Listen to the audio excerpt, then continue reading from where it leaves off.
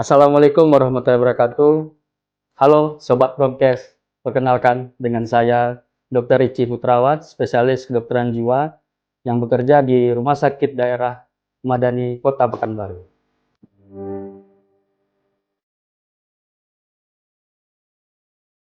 Kesehatan mental merupakan suatu kondisi emosional, baik secara psikologis dan sosial, yang mempengaruhi cara seseorang untuk berpikir, merasa, dan bertindak.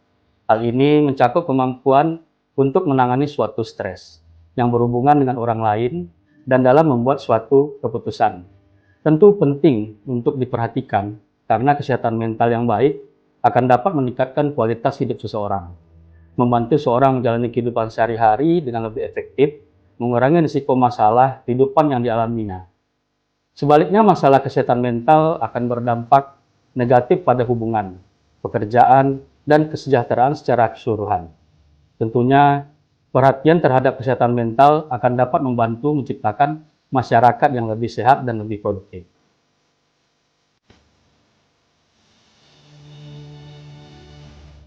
Tanda dan gejala masalah kesehatan jiwa biasanya dapat bervariasi, tergantung pada kondisi spesifik yang dapat mendasarinya. Yang pertama, adanya perubahan suasana hati, di mana perasaan yang sangat sedih, adanya cemas atau marah tanpa alasan yang jelas dengan perubahan suasana hati yang sangat ekstrim. Dan yang kedua, mungkin ada kehilangan minat, mengalami penurunan minat atau kepuasan dalam aktivitas, terutama seperti hobi atau interaksi sosial. Dan yang ketiga, dapat ada dengan gangguan tidur. Gangguan tidur ini dapat dimulai dan itu sulit memulai tidur, melakukan tidur, bahkan untuk bangun tidurnya. Yang keempat, terjadinya perubahan pada nafsu makan. Hal ini terjadi perubahan secara signifikan dalam nafsu makan atau berat badan, baik itu penurunan atau peningkatan yang secara drastis.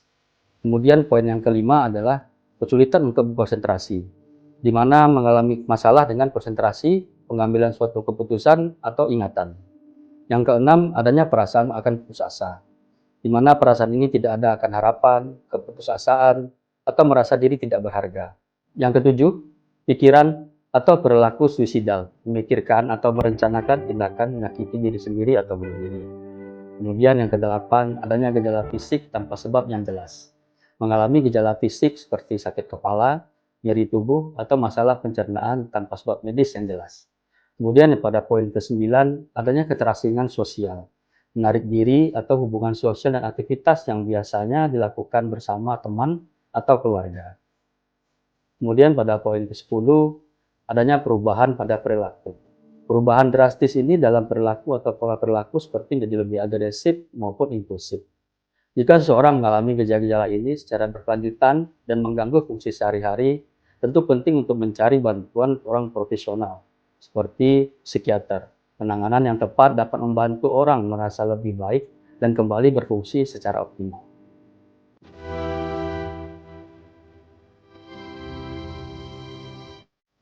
Cara dalam membedakan antara stres biasa dan gangguan mental dapat dikenali dengan yang pertama, durasi dan intensitas. Stres biasa biasanya bersifat sementara dan berkurang saat penyebab stres dapat diatasi. Sedangkan pada gangguan mental ini, gejala seringkali berlangsung lebih lama, lebih dari beberapa minggu, dan mungkin semakin intens. Gangguan mental dapat bertahan meskipun penyebab stres ini sudah diatasi. Yang kedua, dapat dikenali dengan dampaknya pada kehidupan sehari-hari. Pada stres biasa, meskipun tidak nyaman, stres biasanya tidak mengganggu dalam kehidupan sehari-hari. Kemudian dengan gangguan mental, gangguan kemampuan seorang untuk menjalani aktivitas sehari-hari ini akan berdampak seperti pada pekerjaan, belajar, ataupun interaksi sosial. Misalnya, kesulitan untuk berfokus, mengerjakan tugas, atau menjaga hubungan antar sosial. Pada poin ketiga dapat dikenali dengan respon terhadap strategi coping. Pada stres biasa dapat dikelola dengan teknik coping seperti olahraga, meditasi, atau berbicara dengan teman dekat.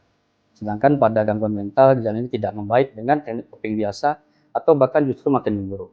Kadang-kadang gejala ini menjadi lebih berat meskipun seorang berusaha melakukan hal-hal yang biasanya membantu. Kemudian pada poin keempat, gejala ini dapat dikenali pada gejala fisik dan emosional. Pada stres biasa, gejala fisik dan emosional ini seperti adanya ketegangan otot atau kecemasan yang mungkin ada, tetapi biasa tidak parah. Kemudian pada gangguan mental, gejala seperti perubahan berat badan yang drastis adanya gangguan tidur, atau pikiran untuk bunuh diri mungkin akan muncul. Gejala seperti ini mungkin lebih akan parah, seperti perasaan tidak berharga atau mendalam dalam suatu pengambilan keputusan.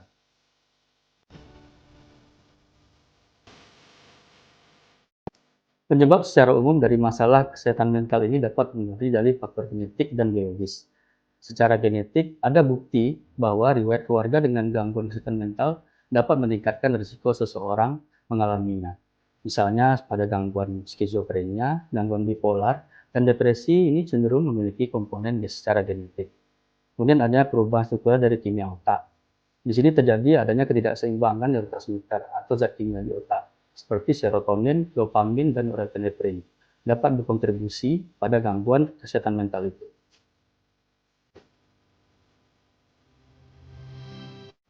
Penggunaan obat-obatan dalam pengelolaan gangguan mental dapat diperlukan dalam berbagai situasi tergantung pada jenis gangguan, tingkat keparahan, dan respon individu terhadap terapi dan obat. Seorang psikiater pada umumnya menggunakan pendekatan yang mencakup berbagai aspek dalam pengobatan gangguan mental, termasuk elemen biologi, psikologi, dan sosial. Pengobatan dalam psikiatri memang memakan waktu dalam jangka yang panjang. Tentu perlu adanya kesadaran pada pasien dan keluarga untuk patuh kontrol dalam meminimalisir efek samping dan dosis pengobatan untuk mendapatkan hasil yang lebih baik lagi.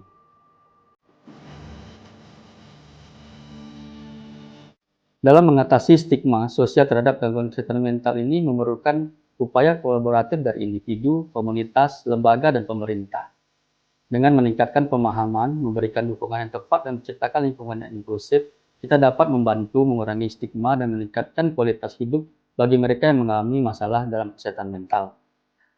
Perlunya edukasi tentang gangguan kesehatan mental yang merupakan suatu kondisi medis yang dapat diobati secara halnya penyakit fisik lain.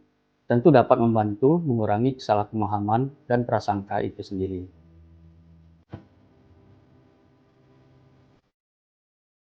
Ketika merasa cemas dan khawatir merupakan perasaan yang manusiawi. Namun, jika intensitas emosi itu sangat tinggi atau berlebihan akan dapat berdampak pada tubuh dan perilaku. Ayo segera kenali, sadari, dan kelola emosi menjadi lebih baik. Jangan malu dan takut lagi datang ke psikiater ya. Saya Dr. Richie Putrawan, spesialis kedokteran jiwa. Salam sehat jiwa. Assalamualaikum warahmatullahi wabarakatuh.